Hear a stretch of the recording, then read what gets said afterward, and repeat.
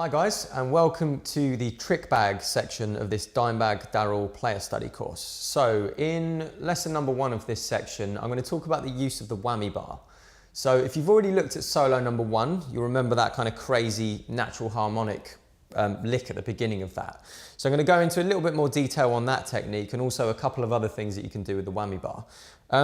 So really, the cool thing about Floyd Rose floating tremolo, or I mean there's other, on Ibanez guitars they have their own brand of floating bridge as well. So there's loads out there.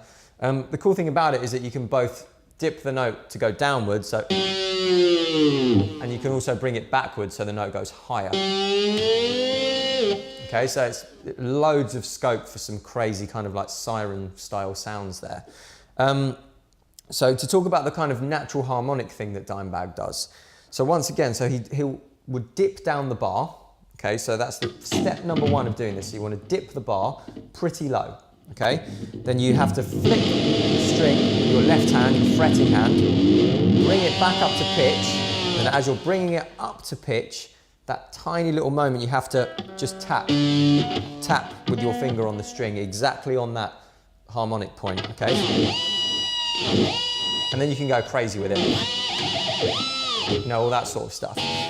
So to talk about where you can find these harmonics, so they're literally in many different places across all the strings. So you can have one on, so there's 2 actually on the 4th fret. Okay, so I'm using the G here because it's a really easy one to hit these on.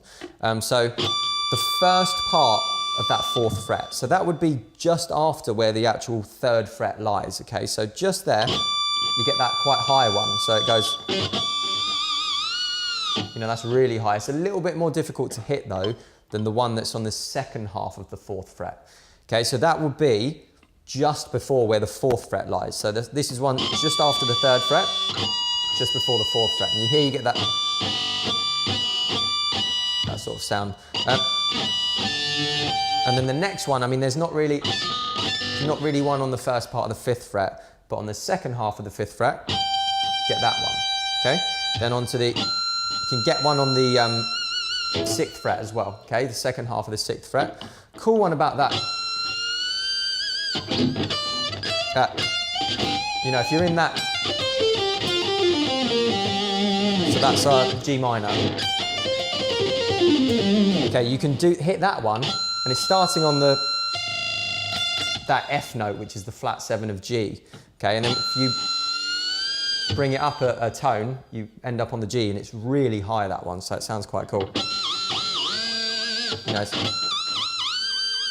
yeah, there we go. One on the 7th fret, which is the same sort of thing, you know, it's a lot lower than the other one, but it still sounds cool. I love this one, the one on the 9th fret. It sounds really cool as well. But yeah, you can really find them everywhere, so what I would do is I'd recommend just kind of, you know, as you start to come further up past the 12th fret as well, they're there too. You know, they're all over this, on all the strings, so it's worth just experimenting and see what you can find. So a second thing you can do with your whammy bar is you can do this cool like whammy bar gurgle thing. So it sounds something like this. Okay, so you see you get that slight like flutter on the note. So what happens is I pick a note, or you can do it with a harmonic, and I've kind of set the bar so that it sort of stays roughly there. Okay, so sort of almost, I guess you could say like parallel with the pickups or just above them. You don't want it down here because it makes it harder. So what you do is then you pick a note, and then you have to basically hit the whammy bar. So you obviously don't want to whack it too hard, but you know, if you do it quick enough, you get that really cool kind of flutter sort of sound. And people like Joe Satriani, kind of Steve Vai, you know, make quite a good use of this sort of thing. Yeah, and it's a way to add, it sounds almost like a sort of really quick, extreme vibrato. It's a really cool sound.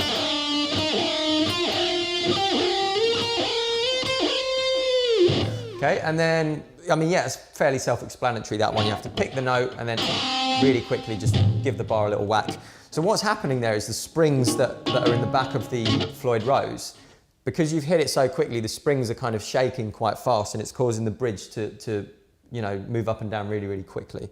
So that's, you know, point number 2 that you can do with a whammy bar. Another thing that I like to do is just that's classic, you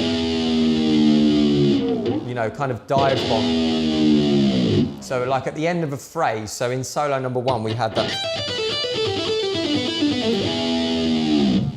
Okay, you don't have to dip it, but it sounds really cool if you're ending a solo, you know, to go